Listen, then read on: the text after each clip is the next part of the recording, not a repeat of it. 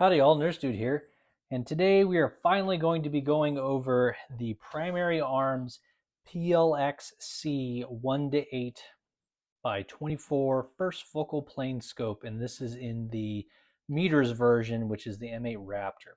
So we'll kind of talk about what came in the box, all the different paraphernalia.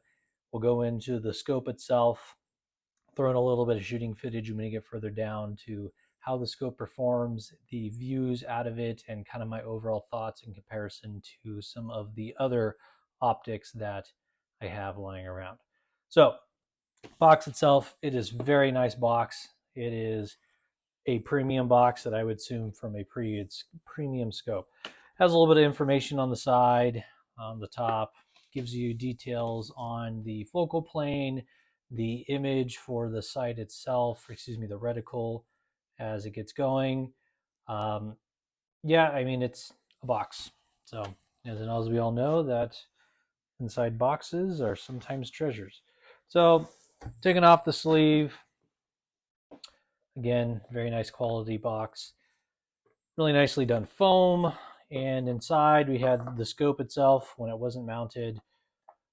Propaganda, a turret for having an exposed adjustment, which I do not use, and an incredibly long sunshade for a tactical scope, and then extra pins, set screws for the cap, and then the various different Allen keys for it. So, I mean, it's a box.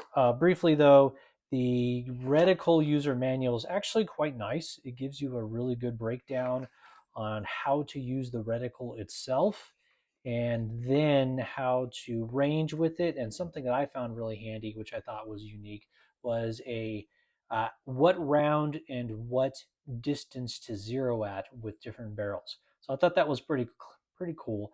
I wound up finding out that the 14.5 barrel at 1,000 feet or so kind of gave me the best zero, but we'll talk about that later. So moving on into the scope itself, I'm sure you guys can look up all the different pertinent data as far as the weights, the focal range, all that other fun stuff. And I'm going to talk about a little bit more of the physical characteristics of it. As you can see, it's relatively short, compact. The front portion of the tube, actually, let's take these off because it expands a little bit further into the scope cap. The front portion of the tube is quite small compared to the rear portion of the tube behind the adjuster for the turrets. And then the rear body of the scope has a nice large bezel with a really nice big eyepiece. The actual throw lever is not too bad. It's not too long. It's not too short. Really nice smooth action on it. The scope caps, which are non-exposed, has really nice threading on it. The knurling's nice, and it has a nice O-ring that you can feel in it. And I don't know if you can hear it, but really nice tactile for the detents on the turret. Ultimately, you're just going to set it and forget it type idea, but for those who do want to dial when you can. And then on the opposite side, you have a coin slot and then your respective different settings for your illumination. I find that really don't use illumination all that too much on scopes in general, but it's there if you want to need it. And it's set in a 1.7 Badger Ordnance, I think it's condition 1 mount with the piggyback 509T, which we'll kind of talk about that further on as we get into the shooting footage. Overall, the scope itself is, I don't know, it's a nice looking scope. It's not too heavy, not too light, especially for a 1:8. I really do think that it is a nice sweet spot when it comes to weight and size. I believe C does, and SuperSex CA did a much better overall physical comparison to its other competition. But overall, I find that this particular scope is a really nice setup for me because it gives me the ability to have a 1x and then an 8x on the top end, which I find the 6x to be kind of the most ideal spot for getting really good eye box and then going in further. And I'll kind of talk to that later. So the 1x view, you can see the D-ball does take up quite a bit of it, but it's still totally manageable, but you can still get hits too. And so this is at 8x. The target's about a little bit less than 100 meters, and it's an 8-inch plate. So totally good view with it. Nice, good colors. The eye box, as you can see with the camera behind it, is very small. So definitely something to consider. But when you back out to about the 4x range, if I'm not mistaken, you can definitely get a much better view and also a wider field of view, and you can still easily make hits on it. I found that normally when I try to do a longer range shot, I will typically go from 4x, find my eye box, move it up to 6 or 8, like here, then dial it in and be able to get it. And that kind of, I think, is a nice sweet spot, so that way you can actually get your eye box in, narrowed in, and then move in. And also you get a better field of view, so you're not so laser focused on your target at that time trying to acquire it. So a quick interlude here. I typically find that I stand the least shooting, followed by kneeling, and then prone, going down in that sequence. So with that, I kind of did the evaluation with the different positions, and this might be a little bit dependent on the scope's mount itself with the 1.7, but we'll get into it. So standing with it, it's very easily pointable. You can get it in a nice good position and be able to bring it up to eye really quickly. And I think the 1.7 really shines here with its flexibility.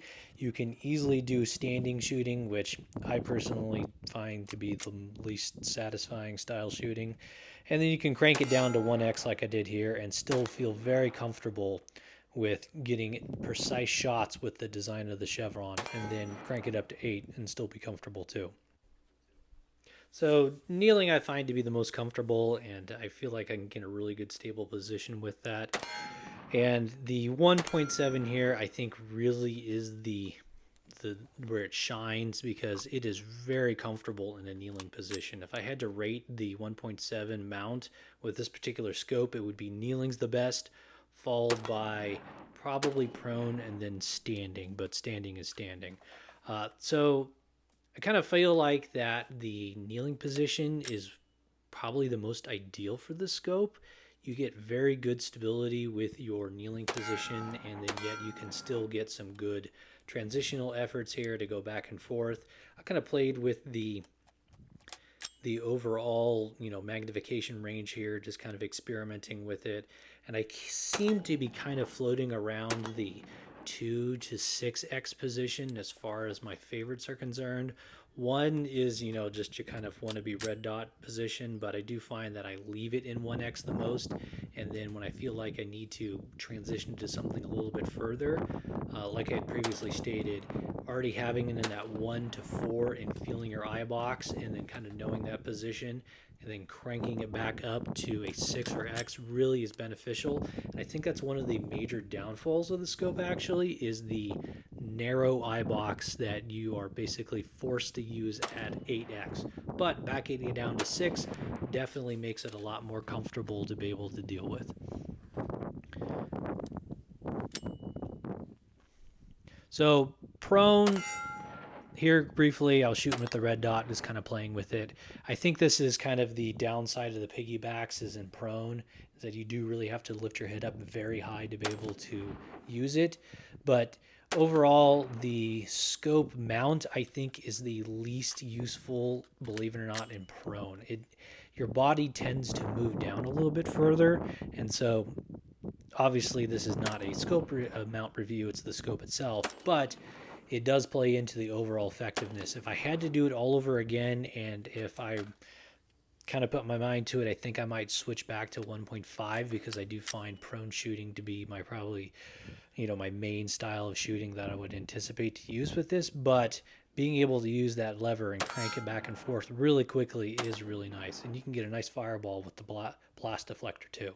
Transitioning back and forth with it is really no problem, and again, that's probably the nice short barrel being that 13.9 pinned that you can kind of get back and forth with it. And I don't know, the overall shooting position and performance of the scope overall prone is very nice. It is most definitely a very flexible optic when you're able to go from standing to kneeling to prone and feel comfortable and relatively, sure that you're going to get a good eye box in a wide range of its magnification first try. Like I said, the 8X is probably its single most downfall with its lack of a flexible eye box, but like C does had pointed out, it's just the physics involved with it. And then I kind of forgot that I had one mag hiding over there in the armpit.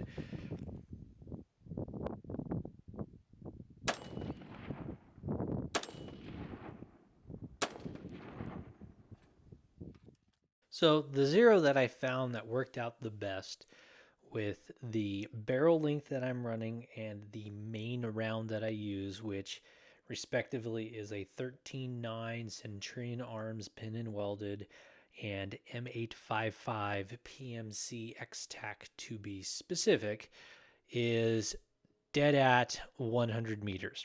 So if you zoom in here, and I can kind of try to blow it up a little bit as we go along, I find that it is almost dead on exact out to 600. So at least for what Straylock says. In real world, I was able to get out to 500, and it is, I think the round's losing gas at that point, and it was a rather windy day, so I was probably losing a bit of velocity due to the wind, but I was able to get consistent and very easy hits out to 500 with the scope. 300 dead on at the top of the post, 400 right on the crosshair.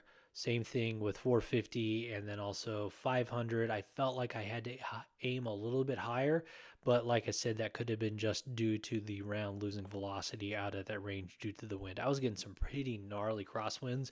I think they were full value at least to 10 that day. It was quite windy. So I do think that the ballistic compensator slash reticle on this is just dead on for the majority of your 5.56 rounds, because I was able to get consistent hits with 55 grain, 62 grain, and I did a few hits with 69 that I had, but unfortunately 77 grain I just was not able to connect with the zero that I had at 100 meters. So I would probably imagine if you wanted to use it on a little bit longer rifle with 77 grain, you'd probably have to find the zero that would most likely fit your particular combination better. But for the 13.9 with M855, 100 meter zero, dead on.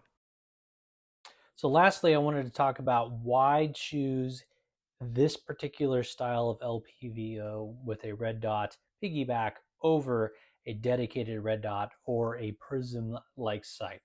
So my idea and kind of philosophy when it comes to optics is that I want something that I can use at the low end, but then be able to transition to the high end. But at that same time, it gives me the ability to choose on the fly. Specifically, like I had stated, I find myself scanning and looking around, specifically in the 4 to 3x size, which would get me my your various different ACOGs and micro compacts and stuff like that. But then it gets me the ability to crank it up and focus down on a specific target at whether that be 6 or 8. Personally, I find that the field of view in a prism style optic is actually overwhelming to me. I feel like I'm trying to look at everything all at once, and the LPVOs give me that kind of feeling of being able to focus and actually target something versus still trying to pay attention to everything at once. But if I do want to look at a wider field of view at some magnification, I'm able to then crank it down to that 4 or 3x. And overall, I don't know why, but I've never really been a fan of red dots, probably because I was introduced to them much later in life after I got out of the military. I was brought up on iron sights with A2s. The only time I ever really saw powered optics was when they were on DMR style rifles and or the 6X ACOG that was on 240s. So might be just a holdover of my youth being, in that type of scenario. But the 1.9, though, specifically, if you were to use it with a scope, specifically an LPVO, I would say that'd be totally a no-go. You would not be able to go in the prone effectively, be able to actually line up and set up your stable position to be able to get a comfortable, consistent eye box and cheek weld with it. The 1.7, I think, probably is the most versatile when it comes to that. Standing, a 1.5 is probably not the best, but a 1.9 is the best. Kneeling, kind of your mileage may vary, but I think the 1.7 is kind of where it's going to be most ideal with all the way around.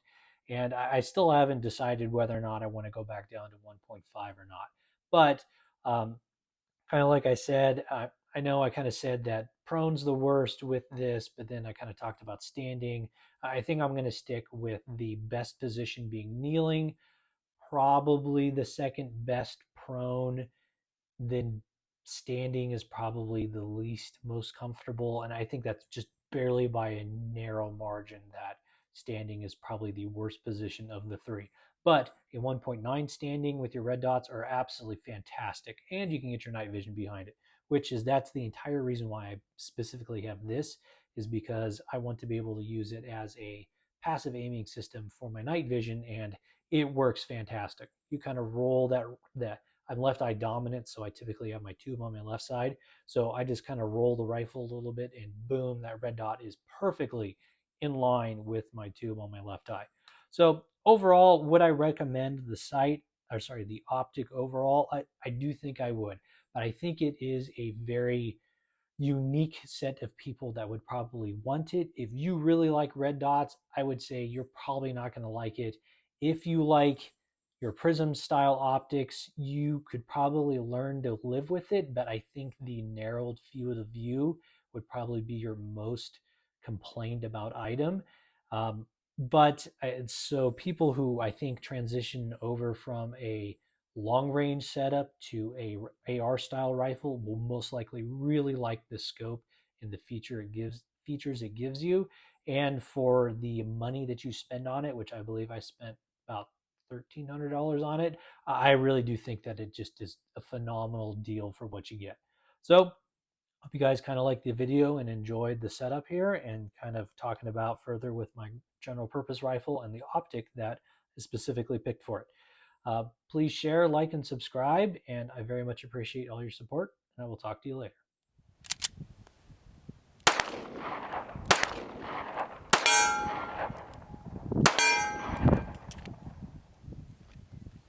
Fuck, I suck at pistols.